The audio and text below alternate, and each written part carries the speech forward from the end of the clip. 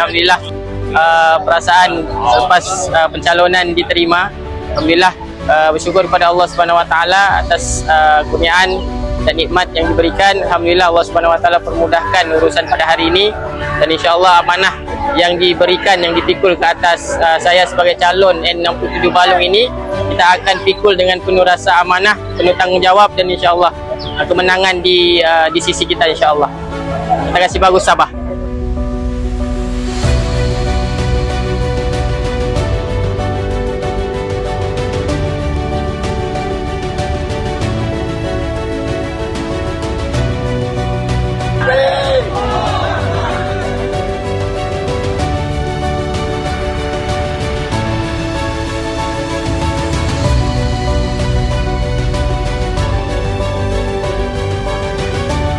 Ya Allah, ya Tuhan kami, berikanlah kekuatan, kesihatan tubuh badan kepada kami untuk melaksanakan tanggungjawab kepada agama dan perjuangan-Mu, Ya Allah. Amin. Ya Allah, ya Tuhan kami, Kau berikanlah kemenangan kepada calon Balong dan Apan, Ya Allah. Amin. Ya Allah, ya Tuhan kami, Kau berikanlah kekuatan kepada kami untuk melaksanakan tanggungjawab dengan baik, Ya Allah. Amin. Jauhkanlah musibah, malapetaka, bencana yang berlaku terhadap diri kami dan juga calon-calon kami, Ya Allah. Amin. Ya Allah, berikanlah kekuatan kepada pengundi-pengundi untuk mengundi Perikatan Nasional, Ya Allah.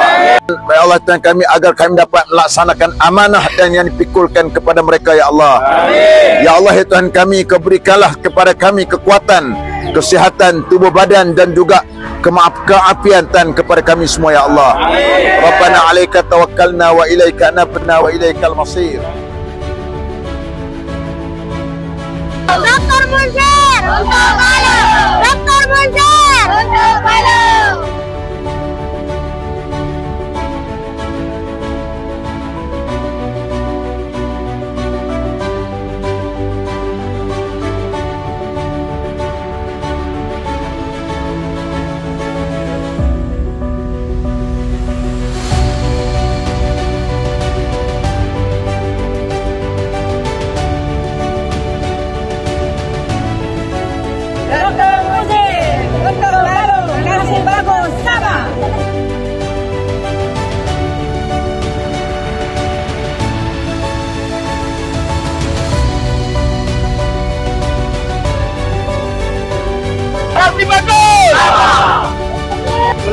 All the best.